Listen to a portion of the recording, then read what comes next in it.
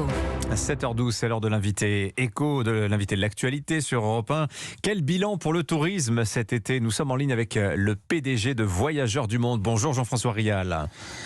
Bonjour. Bienvenue sur Europe 1. Je rappelle, vous êtes aussi le président de l'Office de tourisme de Paris. Le tourisme aussi, rappelons-le, c'est un secteur important de l'économie française. C'est à peu près 7 points de PIB, 2 millions d'emplois.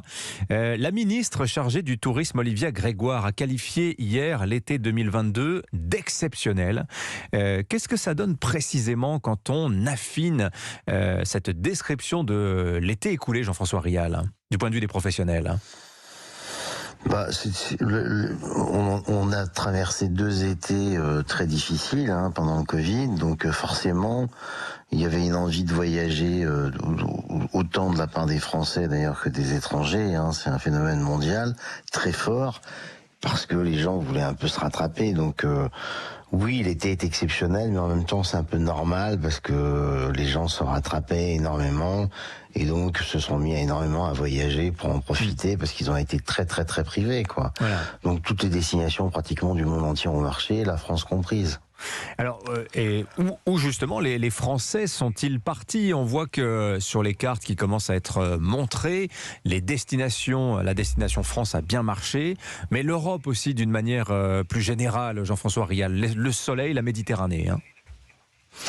Oui, bien sûr, la Grèce, très fort, l'Italie, très fort, l'Espagne, bien sûr, mais pas que, la Tanzanie, les États-Unis, le Mexique, la Polynésie. Je dirais que les Français ont quand même fait beaucoup de long courrier cet été, plus que d'habitude. Ouais. Donc l'histoire, ils ont beaucoup voyagé en France et en Europe, oui, mais pas que. Ils ont surtout beaucoup voyagé, quoi, tout simplement. Et d'ailleurs, il suffit de voir dans l'autre sens ce qui s'est passé à Paris. Il y a eu plutôt... et on n'a pas eu les Russes, on n'a pas eu les Européens de l'Est, pour les raisons qu'on connaît. On n'a pas eu de Japonais, on n'a pas eu de Chinois. Et pour autant, on a eu plus de touristes étrangers que d'habitude, au global. Vous voyez, donc... les gens ont voyagé, quoi, tout simplement. On appelle ça le revenge travel, c'est-à-dire prendre sa revanche sur le voyage. Voilà, quoi. C'est. Ah bah tiens, en fait, le vrai sujet pour savoir si les voyages ont repris fortement, ça va être septembre-octobre. Là, on verra si vraiment les gens se remettent à voyager normalement. Parce que là, on était dans un phénomène de rattrapage. Ah oui, et donc cet été, ce bel été pourrait n'être qu'une parenthèse avant retour à une plus grande morosité, à une plus grande sobriété. C'est possible parce que vous êtes dans un phénomène où vous avez des tensions géopolitiques fortes, vous avez des tensions également climatiques qui inquiètent les gens. Une pression sur les prix, sur l'énergie. Vous avez parlé du Conseil de défense que le président Macron va monter.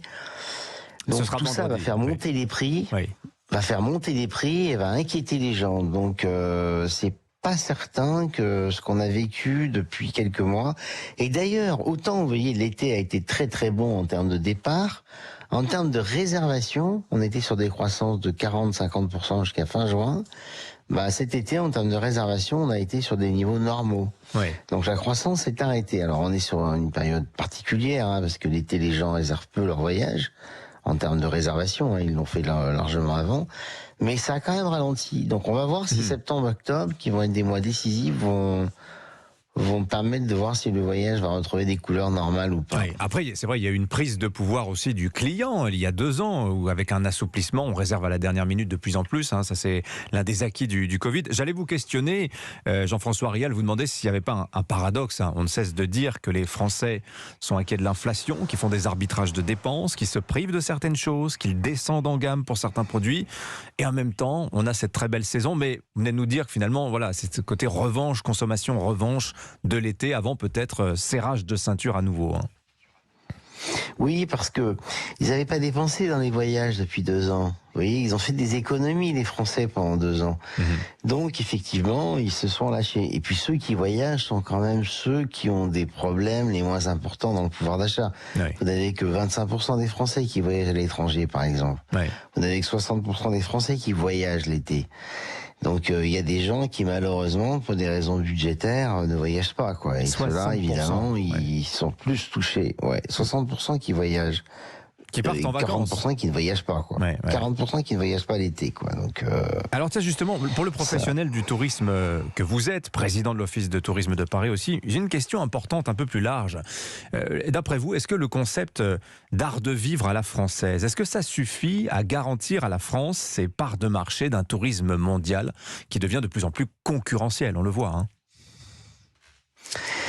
alors, c'est un atout considérable, mais on pourrait penser qu'il faut faire attention, que ça pourrait ne pas suffire.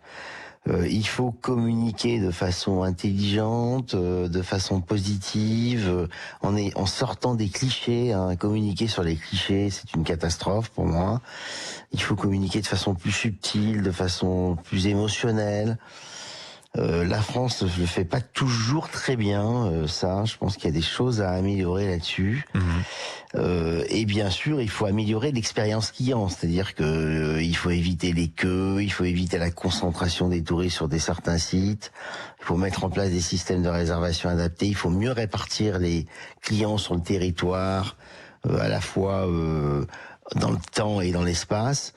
Je dirais que tout ça est nécessaire. Il faut que la qualité du service soit optimale, ce qui n'est pas toujours le cas des principaux sites les plus importants qu'on visite en France. Donc tout ça, il fait qu'il va falloir effectivement, comme la concurrence est très très forte, qu'il y a à la fois des pays très très puissants comme les États-Unis, l'Espagne, l'Italie, le Japon qui sont archi demandés, plus des destinations nouvelles qui se développent. Bah, il faut faire attention à tous ces sujets-là, quoi. Faut sortir un peu de ce que j'appelle une forme de ringardise sur la communication touristique qui n'est pas spécifique d'ailleurs à notre pays, hein, qui est un peu mondial. Il faut communiquer plus beau, plus émotionnel, plus qualitatif, plus expérientiel. Voilà, mais c'est un vrai travail de longue haleine. Merci Jean-François Rial de votre regard de professionnel sur ce bilan touristique de l'été 2022. Peut-être une parenthèse avant refermeture. Je rappelle, vous êtes aussi Merci à vous. président de l'Office de tourisme de Paris. Bonne journée Jean-François Rial, il est 7h20.